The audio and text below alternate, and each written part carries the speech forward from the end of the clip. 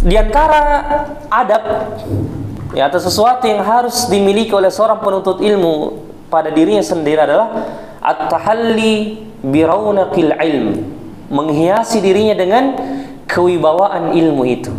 Iya. Ada Ustaz Irwan? Benar ya? Oh iya, sekira ada Ustaz Irwan. Saya mau cari terjemahan yang paling pas untuk kalimat ini sebenarnya. Iya. Tapi kalau saya pahami sebagaimana saya baca tadi penjelasan di sini, maksudnya at-tahalli bi raunaqil ilm, menjaga kewibawaan ilmu itu. Maksudnya apa? Ya, meninggalkan segala sesuatu yang menjadikan ilmu itu tercemari dengan perbuatannya. Dia mengaku penuntut ilmu, tapi belajar agama, tapi di tengah-tengah masyarakat dia melakukan hal-hal yang menjatuhkan wibawa ilmunya itu. Ya, tidak pantas. Ya, seakan-akan masyarakat menilai, masa dia pergi belajar agama tapi begitu kelakuannya. Nah, seperti itu ya. Jadi menjaga kewibawaan ilmu. Ya, selain akhlak-akhlak yang buruk, ada beberapa hal yang mesti dijauhi dari seorang penuntut ilmu, terutama orang yang belajar ilmu agama. Ya, jadi ketika Syekh menjelaskan tentang menghiasi diri dengan wibawa ilmu itu, tidak menjatuhkan wibawa ilmu itu, adalah dia senantiasa husnus samt, bagus perilakunya, bagus modelnya, berjalan. Bagus juga modelnya dalam bermuamalah, berbicara kepada manusia. Itu semua menjaga wibawa ilmu yang kita bawa. Karena sekalian, terutama adik-adik sekalian yang saya cintai karena Allah, kita ini semua sudah lama saya yakin semua yang hadir di sini dari adik-adik sekalian sudah lama menuntut ilmu agama, hadir majelis-majelis pengajian. Alangkah tidak baiknya ketika kita sudah menjadi berstatus penuntut ilmu agama, tapi perkataan kita, gaya kita, model kita, ya, tidak disukai oleh masyarakat. Ini yang mesti kita bicara, kita masih kasar kepada orang tua, bicara kita masih kasar kepada tetangga kita. Ya, model-model kita, gaya-gaya kita, kalau orang lihat kayak tidak pantas. Ya, orang belajar agama seperti itu, ya. Nah, maka ini maksudnya husnus samt. Ya, husnus samt. Ketika beliau menjelaskan di sini, ya, tentang apa itu pada poin ini menjaga wibawa ilmu tersebut, ya, di sini dikatakan, saya lihat dulu penjelasannya. Ya. Ya, Syekh yang menjelaskan buku ini menjelaskan bahwasanya fa inna husnas samt, yang dimaksudkan dengan husnas samt, ya, wal hadiyus salih min dawamis sakinah, orangnya tenang. Ya, orangnya tenang. Wal waqar, menjaga kewibawaan, khusyuk, ya, wat tawadu, rendah hati, ya, tidak selalu menampakkan kata-kata atau perbuatan yang membuat dia merasa bahwa inilah saya. Ya. Ya, apalagi ketika dia sudah baru mungkin hadir dalam majelis ilmu 2-3 kali ikut majelis ilmu, dia sudah seakan-akan seperti, iya, Syekhul Islam Ibn Taimiyah, ya, seakan-akan baru 2-3 kali ikut majelis ilmu, seakan-akan dirinya yang paling benar, ya. Tidak, dikasihkan. Kita sudah katakan bahwasanya seorang penuntut ilmu itu semakin berisi ilmunya, maka semakin dia tunduk dan merendah di hadapan, selain kepada Allah, di hadapan manusia juga dia menjadi tunduk dan merendah. Ya, sebagaimana pepatah yang mengatakan, semakin padi itu berisi maka semakin merunduk. Ya, semakin banyak hasil yang bisa dipetik karena semakin dia merunduk. Ya, tapi ketika orang itu semakin berisi tapi semakin, ya, nampak keangkuhannya, kesombongannya, ya, tidak ada sifat lemah lembutnya, dari kata-kata yang tidak bisa dirubah, model-modelnya masih seperti itu, ya, maka ilmu itu tidak berberkah dan bermanfaat baginya. Ya, bisa dipahami ya, kalau sekalian. Ya, jadi, ya, seperti itu kata Syekh di sini. Ya. Nah, di sini, ini penting. Al-Khatib Al-Baghdadi, ya, seorang ulama yang berasal dari Irak, ya, pernah mengatakan perkataan yang bunyinya seperti ini. Yajibu ala talibil hadis an yatajannabal la'ib wal abath. Wajib bagi seorang penuntut ilmu hadis yang mempelajari hadis Rasulullah, ya, atau apa saja dari cabang ilmu agama ini, an yatajannabal la'ib wal abath, agar dia menjauhi, ya, berbagai macam permainan yang melalaikannya, wal abath, hal-hal yang tidak bermanfaat baginya.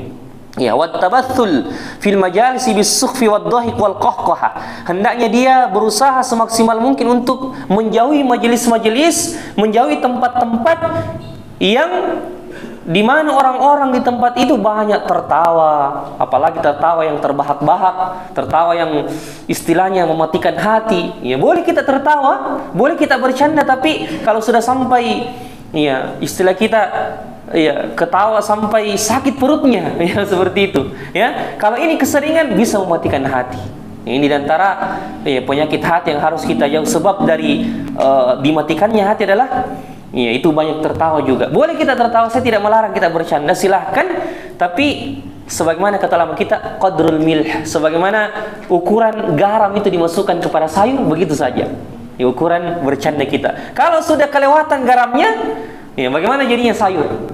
Akan asin sekali, tidak akan dimakan. Seperti itu. Maka sekali lagi saya bukan berarti saya melarang kita bercanda, karena kadang juga candaan. Rasulullah juga bercanda. Rasulullah juga bercanda ketika Rasulullah mengatakan kepada seorang nenek bahwasanya ketika datang kepada seorang nenek kepadanya dan mengatakan, "Ya Rasulullah, apakah saya ini pantas masuk ke dalam surga Allah yang penuh dengan kenikmatan?" Maka Rasulullah mengatakan, "Tidak ada nenek-nenek di dalam surga." Ya, tidak ada nenek di dalam surga. Maka dia nenek-nenek itu berbalik, sudah mau pulang dan menangis. Kemudian dipanggil kembali Rasulullah dan mengatakan, "Wahai nenek, sesungguhnya yang saya maksudkan adalah tidak ada nenek-nenek di surga, karena nenek sendiri akan menjadi muda nanti di dalam surga." Jadi orang penghuni surga itu sebagaimana disebutkan dalam hadis, dia akan berusia 30 tahun dan tidak akan muda kembali dan tidak akan tua kembali. Seperti itu seterusnya selama-lamanya umurnya. Jadi tidak ada akan muda terus. Tidak akan didatangi usia tua, tidak akan pikun ketika sudah masuk ke dalam surga Allah Subhanahu wa taala. Jadi Rasulullah juga bercanda, tapi bercanda yang benar, tidak kelewatan. Sampai bercanda. Dan ini penting. Hendaknya seorang penuntut ilmu, ikhwas sekalian, sebagaimana disebutkan di sini oleh perkataan seorang ulama, dari Al-Ahnaf bin Qais, seorang ulama, seorang tabi'in, boleh mengatakan, "Jannibu majalisana dzikran nisa'i wat ta'am." Jauhkan dari majelis kita banyak menyebut tentang masalah wanita dan masalah makanan. Ini beliau kata, "Inni ubghidur rajula yakunu wassafan li farjihi wa batnihi." Sesungguhnya saya membenci seorang lelaki yang banyak sekali bercerita dan mensifatkan masalah kemaluan dan masalah perutnya. Ini penting untuk kita. Pokoknya kalau ketemu, jauhi orang-orang yang setiap ketemu, makanan apa lagi di warung itu, apa namanya? Selalu, pokoknya setiap ketemu pasti masalah makanan dibahas, atau apalagi masalah perempuan. Wa na'udzubillah min dzalik. Ini tidak pantas sebagai seorang penuntut ilmu. Apatah lagi yang paling berbahaya dan mengkhawatirkan adalah menceritakan hubungannya dengan istrinya di kamar. Ini tidak pantas. Bahkan ada ancaman dari Nabi SAW yang maknanya seperti ini. Saya lupa lafaz hadisnya, tapi maknanya seperti ini. Orang yang berhubungan intim dengan istrinya, lalu dia menceritakan dia menyebarkan atau bercerita kepada temannya tentang hubungannya di kamar itu, maka Allah akan marah kepadanya. Allah akan marah kepadanya. Nanti saya cari di sini hadisnya yang berkaitan dengan kurang lebih seperti itu, maka mendatangi murka dan laknat dari Allah Subhanahu wa taala, seperti itu. Jadi kita kembali, jadi boleh mengatakan wa kathratut tanadur wa idmanil muzahi wal iktsari min, memperbanyak bercanda. Fa inna ma yustajazu minal muzahi bi yasirihi wa nadirihi wa tarifihi walladzi la yukhriju an haddil adabi wa tariqihi ilm. Tapi bercanda itu dibolehkan selama itu adalah sesuatu yang tidak berlebih-lebihan, yang tidak mengeluarkan batas antara seorang penuntut ilmu itu dengan dirinya. Fa amma muttasiluhu wa fahishatu wa sakhifuhu wa ma awgharu minhu as-sudur wa jalaba asy-syarr fa innahu mazmum. Adapun sesuatu yang tidak mengenakkan dada dan menyebarkan keburukan, maka itu tercela bagi seorang penuntut ilmu, meskipun itu sesuatu yang mubah, sesuatu yang mubah. Wa kathratul muzah wad dhahik yad'u minal qadar wa yuzilul muru'ah. Di sini ada sesuatu yang penting. Bagaimana hukumnya seorang penuntut ilmu yang suka bola. Iya. Suka main bola, suka menonton bola. Apakah ini termasuk hal yang tidak apa-apa atau tidak pantas? Ya, Syekh Muhammad bin Shalih Al-Utsaimin yang merupakan ulama yang luas ilmu yang kita sebutkan tadi, beliau mengatakan, "Lau qala qail hal la'ibul bi kuratil qadam yadkhulu fi ma dzakarahu al-muallif?" Apakah bermain bola masuk pada yang disebutkan penulis? Beliau mengatakan, "Kuratul qadam la ba'sa biha." Ya, bermain bola tidak mengapa, dengan syarat. Ya, dengan syarat perlu kita perhatikan. Yang pertama, an yakuna libasu satiran lima yahrumun nadharu ilaih. Bermain bola itu boleh dengan syarat pertama, hendaknya pakaian itu menutupi aurat dan apa yang tidak boleh dinampakkan bagi seorang laki-laki. Batas aurat itu sampai mana? Laki-laki? Ya, perut sampai lutut, di bawah lutut. Jadi selama menutupi lututnya silahkan. Ya. Yang syarat yang kedua, boleh bermain bola wa alla tulhi an wajib. Sebagaimana dikatakan tadi oleh Bapak, jangan sampai melalaikan dia dari yang wajib. Ya, yang wajib. Terlalu banyak main bola sehingga capek, ini tidak perlu sholat duhur, ketiduran dan sebagainya. Ini hal yang bermain bola terlalu lama, 2, 3 sampai 4 jam, sampai membuat dia capek, tidur di rumah, akhirnya ketinggalan sholat berjamaah duhur misalnya. Dia bermain pagi misalnya, ketinggalan sholat duhur, ini tidak dibolehkan. Syarat yang ketiga, jadi selama tidak melalaikan dari sesuatu yang wajib, dibolehkan. Yang ketiga, wa alla tashtamilu ala sabbin wa syatam. Tidak meliputi di dalamnya sabbin wa syatam, mencela, dan saling berbantah-bantahan antara pemain dan sebagainya. Ini dilarang karena adanya lawan itu kadang membuat kita naik emosi, suka secepat marah, apalagi kalau disenggol dan sebagainya, sudah hampir ada perkelahian, ini dilarang. Kemudian ini paling penting, wa alla takuna daidanan lil insan kahali man yal'abu kullan nahar. Tidak menjadi porsi dan tujuan utama dalam kehidupannya. Pokoknya setiap ada ajang main bola, pokoknya itu fokusnya di situ. Bahkan dia rela mengorbankan majelis ilmunya, rela meninggalkan orang tuanya, rela meninggalkan sholat berjamaahnya gara-gara hanya ikut ajang pertandingan. Nah, ini yang tidak pantas bagi seorang penuntut ilmu. Jadi boleh, apalagi bisa sampai pada mendapatkan pahala main bola itu ketika niatkan untuk tarfih, refresh, untuk menguatkan kita, sebagaimana dikatakan tadi oleh Bapak, menguatkan kita dalam ibadah kepada Allah Subhanahu wa taala, maka ini tentunya dianjurkan. Jadi sekali-kali jadi ada porsinya, kita tentukan akhir pekan, waktu seperti ini bagus kita tentukan seperti itu agar tidak berlebih-lebihan. Sayangnya tidak jalan nih futsal jamaah tidak jalan futsal jamaah yang masya Allah membawa faedah. Tapi menonton bola, bagaimana itu? Sebagaimana dikatakan tadi oleh Bapak bahwasanya ketika nonton bola itu, saya pribadi melihat menonton bola itu membawa efek yang tidak baik bagi seorang penuntut ilmu. Pertama, dia akan memuja-muja orang-orang yang tidak jelas agamanya di situ. Tokoh yang dia mungkin, coba lihat, kalau ada orang yang cinta bola, dia pasti mengagumkan satu tokoh pemain di situ yang dia sampai-sampai ketika berbicara sangat senang masalah padahal dia tidak tahu agamanya ini apa. Untung-untung orang Islam pemainnya. Tapi kalau sudah misalnya pemain luar negeri misalnya yang tidak jelas agamanya, tidak jelas akhlaknya, ini bisa menjatuhkan harga diri seorang penuntut ilmu. Apalagi kalau sudah mengagumkan, apalagi sampai mengikuti cara berjalannya, gaya rambutnya, model pakaiannya. Ini sudah tasyabbuh bil kufar, ditakutkan masuk pada ranah akidah, yaitu mengikuti atau mencontohi kaum kufar, gaya-gaya orang kufar. Dan Nabi mengatakan, man tasyabbaha biqaumin fahuwa minhum. Barang siapa yang menyerupai suatu kaum, maka dia termasuk golongan kaum tersebut. Maka ini bahaya. Selain juga efek dari banyak menonton bola itu membuat tadi begadang yang berlebihan sehingga lalai dari sholat subuh misalnya, atau sholat, paling minimal tidak sholat witir, tidak ada sholat malamnya. Maka seorang penuntut ilmu harusnya menghiasi dirinya dengan sholat malam, bangun sebelum subuh. Di zaman dulu kalau orang bangun pada azan subuh termasuk aib, kekurangan. Di zaman para salafus saleh terdahulu kalau orang bangun pada saat azan subuh sudah dianggap kekurangan. Karena harusnya bangun sebelum azan subuh itu untuk berzikir, beristighfar, minimal istighfar kepada Allah Subhanahu wa taala. Iya, Allah musta'an, begitu jauhnya kita.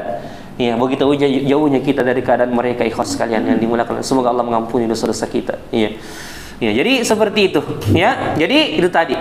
Dan juga ya, afwan, ya, ketika orang banyak menonton bola seperti itu, ya, ya, mohon maaf, ya, ya, kadang harus, ya, keluar sebagian hartanya, ya, misalnya untuk membiayai orang yang pergi menonton bola dan sebagainya, yang seharusnya dia gunakan hartanya itu dalam jalan kebaikan, ya, seperti itu, ya. Bisa dipahami nih sekalian, ya, masya Allah. Ya, ya, taib. Jadi itu ya, ya, dikatakan pepatah orang-orang dulu mengatakan bahwasanya, ya, man aktsara min syai'in urifa bihi. Barang siapa yang memperbanyak sesuatu, dia akan dikenal dengannya.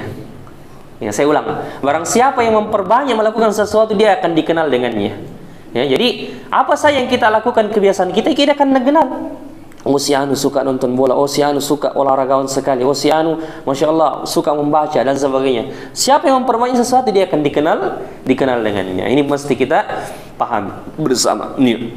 Kemudian ada perkataan Umar bin Khattab yang bagus di sini untuk kita sampaikan. Beliau mengatakan, Umar bin Khattab, salah Amirul Mukminin radhiyallahu taala anhu, beliau mengatakan, "Man tazayyana bima laysa fihi syanahullah." Barang siapa yang menghiasi dirinya dengan sesuatu yang tidak ada padanya, syanahullah. Allah akan menghinakannya di depan manusia sebelum di mata Allah. Maksudnya apa? Dia berpura-pura. Ini penting juga. Dia di rumah bukan orang yang ahli dalam ketaatan. Dia sebenarnya bukan ahli dalam ketaatan, tapi dia berpura-pura taat ketika di depan banyak orang. Ya, berpura-pura.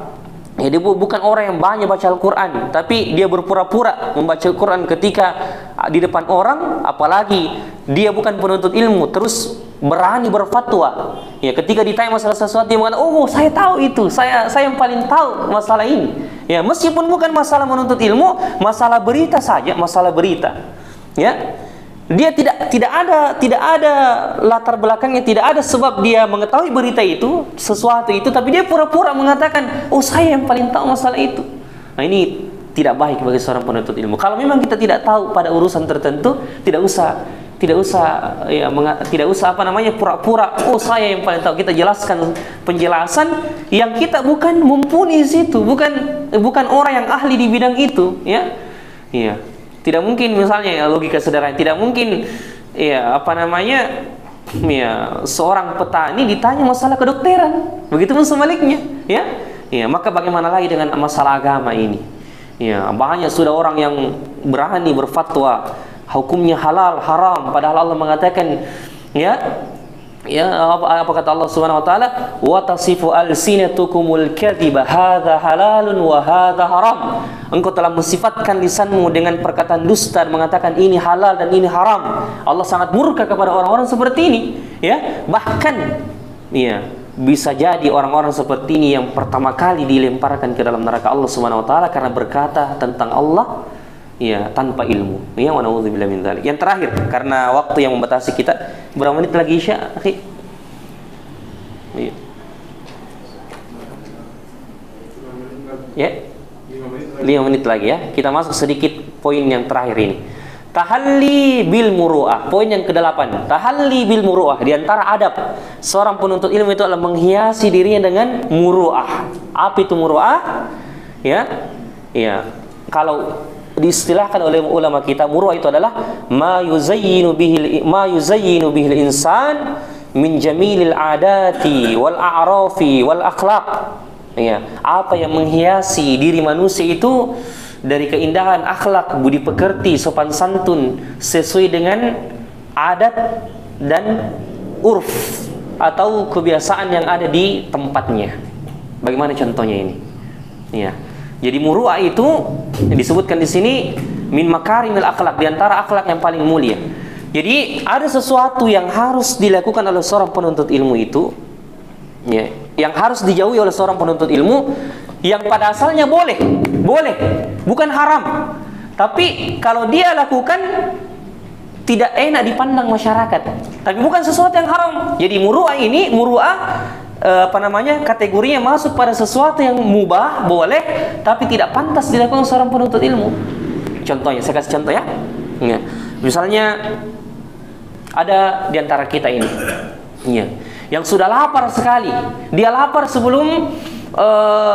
sekali dan dia tidak sempat makan sebelum datang ke majelis pengajian ini. Kemudian karena lapar sekali ini, dia keluar beli pisang moleng. Kemudian dia masuk ke masjid. Sementara kita menjelaskan, dia makan. Ini pantas atau tidak? Tidak. Ini boleh. Apakah makan ini haram atau tidak? Tidak haram, boleh, tapi tidak pantas, tidak enak dipandang, ya, seperti itu. Sama kalau menurut adat kita, ya, seorang penuntut makan di jalanan, makan berjamaah di trotoar misalnya, pantas atau tidak? Boleh, tapi tidak pantas bagi seorang penuntut ilmu, karena di adat kebiasaan kita, masyarakat menilai makan di tengah jalan itu bukan kebiasaan, bukan ya adat kita, bukan kebiasaan kita. Jadi disesuaikan dengan tempat. Orang di Saudi misalnya, kalau orang tidak pakai syimak, pakai kutrah, itu biasa dipakai syekh. Apalagi seorang penuntut ilmu tidak pantas. Tidak pantas. Kalau kita mungkin di sini songkok, ya. Kalau saya misalnya ceramah tidak pakai songkok, pantas atau tidak? Tidak. Tidak pantas. Atau saya berceramah pakai baju biasa saja, pakai baju kaos, boleh atau tidak? Boleh sebenarnya, tapi tidak pantas. Boleh tapi tidak pantas. Tidak mengenakkan pandangan. Itulah muru'ah. Itulah muru'ah yang seperti itu. Kalau di Saudi itu, orang sholat itu, apalagi seorang penuntut ilmu, tidak pantas kalau tidak pakai baju gamis. Tidak pantas kalau tidak pakai baju gamis. Tapi kalau di masyarakat kita, cukup baju seperti ini misalnya, yang dianggap sudah sopan, itu sudah dianggap menjaga muru'ah. Jadi tergantung kebiasaan dan adat di sebuah negeri. Kalau syekh itu misalnya bawa ceramah di ada syekh yang saya kenal, kalau beliau di Saudi itu sampai keluar rumah dia cari dulu itu serbannya, mana serban saya tidak, Pak, karena ketika ditanya kenapa syekh harus pakai serban, dia mengatakan tidak pantas kalau kita keluar rumah, apalagi kita ini dosen, karena beliau dosen penuntut ilmu, tidak pantas kalau kita keluar tidak pakai serban itu, atau mishlah, syimak, istilah bahasa Arabnya. Tapi kalau kita orang asing di Saudi, saya misalnya datang ke Saudi menuntut ilmu, cukup pakai baju gamis saja dengan songkok, tidak dibebankan pakai serban. Boleh pakai serban, tapi tidak mesti bagi orang asing. Tapi kalau orang Arab, asli Arab, tidak pantas kalau seorang penuntut ilmu tidak pakai itu tadi, syimak atau serban itu. Seperti itu, jadi ini penting sekalian dimulakan oleh Allah Subhanahu wa taala. Sebagai penutup saya mau dengarkan 2-3 perkataan. Siapa yang bisa menyebutkan dari adik-adik sekalian apa hal-hal yang tidak pantas dilakukan seorang penuntut ilmu yang dianggap tidak enak dipandang di mata masyarakat, tapi boleh? Tidak memakai songkok, ini tadi yang ini tadi yang kita sebutkan, ya. Sebenarnya kalau dia tidak pakai songkok, sholat sah, sholatnya sah, tapi langkah bagusnya kita katakan alangkah lebih beradab kepada Allah. Apalagi yang mengurangi tidak enak dipandang, tapi boleh dilakukan misalnya. Apa kira-kira saya bisa menyebutkan sebagai penutup ini? Apa kira-kira dari ikhwah? Apa kira-kira tidak pantas untuk dilakukan seorang penuntut ilmu?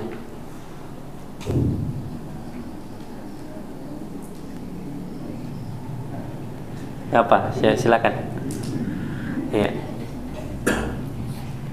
Ada? Rasulullah ada pendapat? Pakai baju kaos pada saat sholat, masuk sebenarnya ini, boleh, sah sholat kita, tapi kalau tidak ada sesuatu yang mendesak, tidak. Kalau misalnya dia datang dari jauh, tiba-tiba misalnya sudah mau masuk waktu sholat, tapi kalau dia ambil gamis terlambat sholat, maka boleh dia pakai baju kaos. Tapi kalau tidak ada yang menghalanginya untuk ambil gamis, pakai baju yang bagus, Makanya saya tidak pantas sebagai seorang penuntut ilmu. Ya, harusnya ambil baju gamis yang baik-baik, pakai sarung, ya, pakai jubah, ya, dan sebagainya. Ya, yang terakhir yang saya mau tanbih, ini penting bagi seorang penuntut ilmu. Tidak pantas sebenarnya seorang penuntut ilmu itu suka bermain game. Ini penting, ya. Ya, karena apa? Kadang game ini cepat sekali melalaikan, tidak terasa waktu. Ya, seperti itu. Ya. Karena game inilah yang kadang ya menguras waktu yang banyak. Ya, dan kalau sudah menjadi kebiasaan dia akan susah tinggalkan, akan kecanduan. Sama dengan rokok. Orang yang suka merokok pasti susah untuk meninggalkan. Begitu juga dengan game. Kalau sudah kecanduan, ya waktu yang seharusnya dipakai untuk apa? Ya untuk banyak membaca, banyak melakukan hal-hal yang bermanfaat. Ya, saya memperhatikan teman-teman yang banyak main game, ini teman-teman saya. Ya, kadang banyak sekali terbuang waktunya. Ya, tidak terasa. Kadang seharusnya dia pakai murojaah, baca Quran dan sebagainya, tapi banyak sekali yang tidak pantas, ya, yang tidak tidak mengurangi wibawanya sebagai seorang penuntut ilmu. Ya, mengurangi wibawanya sebagai seorang penuntut ilmu. Maka ya, kita yang masih kecanduan game, suka bermain game, ya kalau memang tidak bisa ditinggalkan secara penuh sekarang, minimal kurang-kurangilah. Karena sampai kemudian kita bisa meninggalkan secara penuh nantinya. Lakukanlah hal-hal yang bermanfaat. Banyak, sebagaimana kata Bapak tadi, harus punya tatanan hidup. Kita ini punya misi ke akhirat. Ya, kita harus menjadi orang yang betul-betul mempergunakan waktu yang singkat ini untuk betul-betul hal yang bermanfaat. Dan orang yang suka bermain game itu sebenarnya masuk pada hadis Nabi, min husnil islamil mar'i tarkuhu ma la ya'ni. Di antara tanda baiknya Islamnya seseorang adalah meninggalkan sesuatu yang tidak bermanfaat baginya. Dan game ini tidak ada manfaatnya. Apa manfaatnya bagi kehidupan akhirat kita? Ya, adakah, saya tanya, adakah manfaat game ini untuk kehidupan akhirat? Ya, kalau ada silahkan. Ya, tapi kalau tidak ada, ya buat apa kita masih bergelut dan masih suka terjatuh pada hal-hal yang seperti ini. Maka masih banyak. Kalau mau misalnya istilah kita pakai untuk istilahnya refreshing, ya bolehlah mungkin kita ya jalan-jalan keluar bersama istri, anak-anak kita yang sudah beristri, atau kita mungkin main bola yang masih jomblo dan sebagainya, ya. Dan apalah yang penting intinya, ya menurut kami pribadi, ya game itu ya tidak pantas untuk seorang penuntut ilmu seperti kita, ya ikhwan sekalian. Jadi minimal kalau memang kita belum bisa meninggalkan secara keseluruhan, minimal dikurangi. Ya, jangan setiap hari, ya, karena itu hal yang ya dapat mengurangi berkah ilmu yang kita lakukan. Iya, subhanallah. Ya. Saya punya teman, masya Allah, ya, kalau dia bosan dengarkan ceramah-ceramah yang padat isinya, ya, dia dengarkan dia dengarkan nasyid misalnya, dia dengarkan ceramah-ceramah tentang kisah-kisah. Kan beda itu ceramah yang tentang fikih, ceramah tentang sholat, ceramah tentang puasa, dengan ceramah tentang kisah-kisah. Ya, kisah-kisah. Ya kan, ini kan merefresh, ya, kebutuhan hati kita, ya, seperti itu, ya. Saya kira ini kalau sekalian yang dimuliakan oleh Allah, pertemuan kita pada malam hari ini, karena sudah masuk waktu, ya, mudah-mudahan apa yang kita sampaikan memberikan manfaat bagi diri kami pribadi terutama, ya. Semoga kami bisa mengamalkan apa yang kami sampaikan, dan terutama ikhwas sekalian yang dimuliakan oleh Allah Subhanahu wa taala. Subhanakallahumma rabbana wa bihamdik, asyhadu an la ilaha illa anta, astaghfiruka wa atubu ilaik. Akhiru da'wana alhamdulillahirabbil alamin. Assalamualaikum warahmatullahi wabarakatuh.